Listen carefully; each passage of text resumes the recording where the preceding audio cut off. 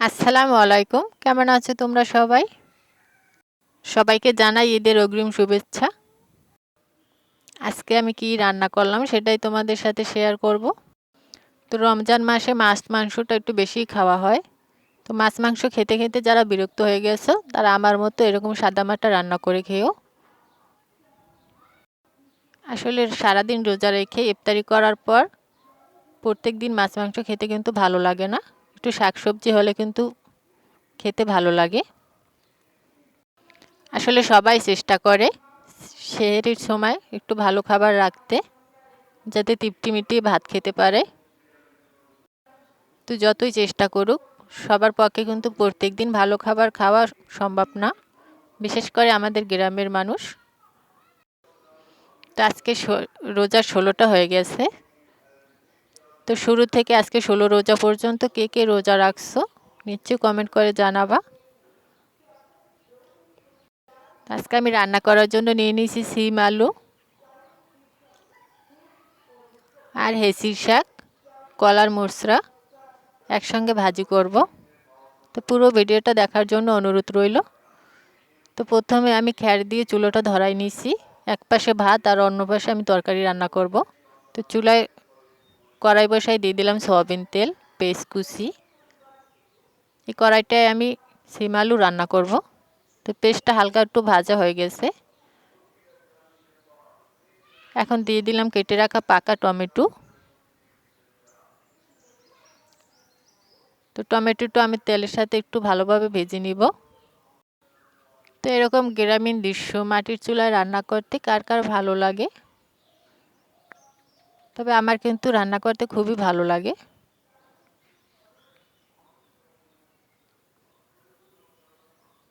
টমেটোটা ভাজা হয়ে গেছে, তো অল্প পরিমাণে পানি দিয়ে দিলাম।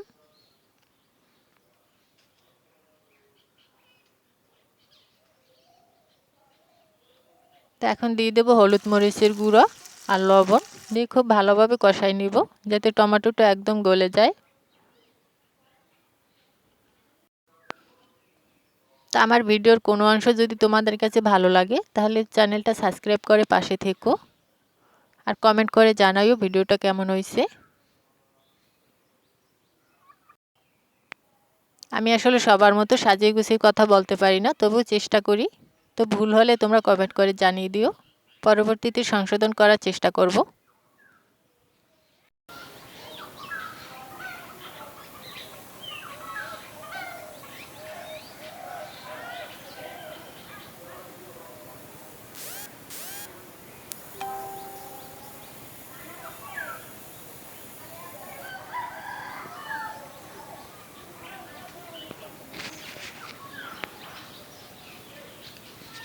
তো মশলাটা কষানো হয়ে গেছে।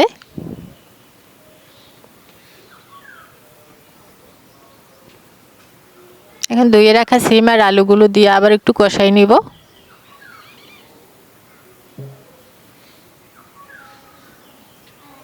তো সিমের সিজন কিন্তু প্রায় শেষ, আর এই শেষ সিজনে সিম খেতে কিন্তু খুবই ভালো লাগে। টাকা থাকলেও এখন সিম কিনতে পাওয়া যায় না। তো কিছুক্ষণ ডেকে দিব যাতে তাড়াতাড়ি সিদ্ধ হয়।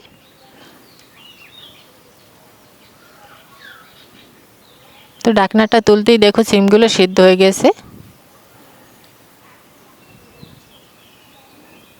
তো একটা খুন্তি দিয়ে খুব ভালোভাবে উল্টে পাল্টে দিব।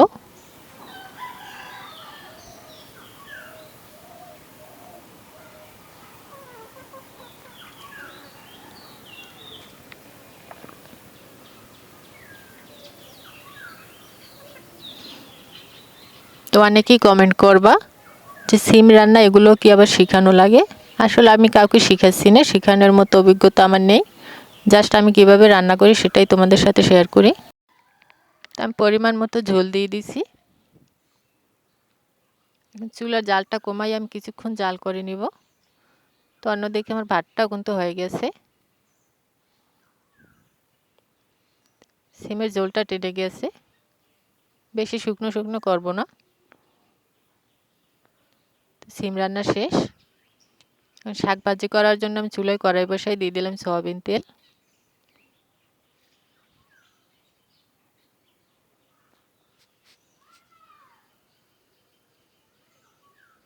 এখন দিয়ে দিলাম পেঁয়াজ কুচি। পেঁয়াজটা হালকা একটু ভেজে নিব।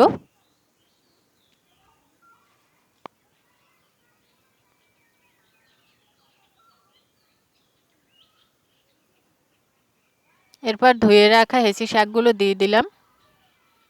শাকগুলো আমি একটু হালকা কুচিয়ে নিয়েছি, যেহেতু মশলা দিয়ে রান্না করব। তো এখন ধুয়ে রাখা মশলাগুলো দিয়ে দিলাম। আমাদের বরিশালের ভাষায় এটাকে মুসরা বলে, কেউ কেউ আবার কেলার থোড়ো বলে। তো এখন আমি গাছ থেকে 2টা বোম্বাই মরিচ ছিঁড়ে নিব শাকে দেওয়ার জন্য। বোম্বাই মরিচ দিয়ে যে কোনো শাক রান্না করলে খেতে কিন্তু খুবই ভালো লাগে।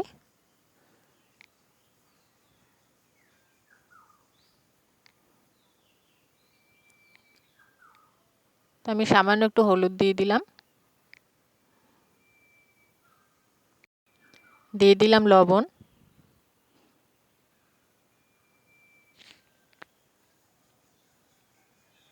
এখন দিয়ে দেব কেটে রাখা বোম্বাই মরিচ। শাকে কিন্তু কোনো রকমই পানি দেওয়া যায় না।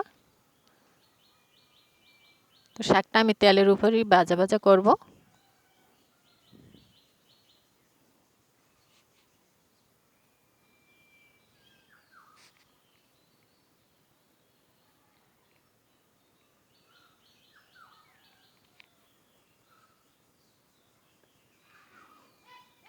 কিছুক্ষণ ঢেকে দেব যাতে খুব তাড়াতাড়ি শাকটা সেদ্ধ হয়ে যায়।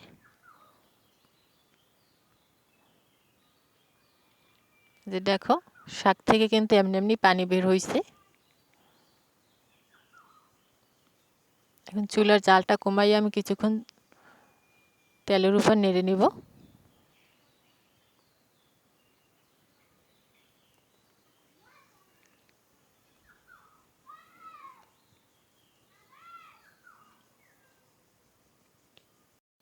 এই যে আমার শাক রান্না কিন্তু শেষ।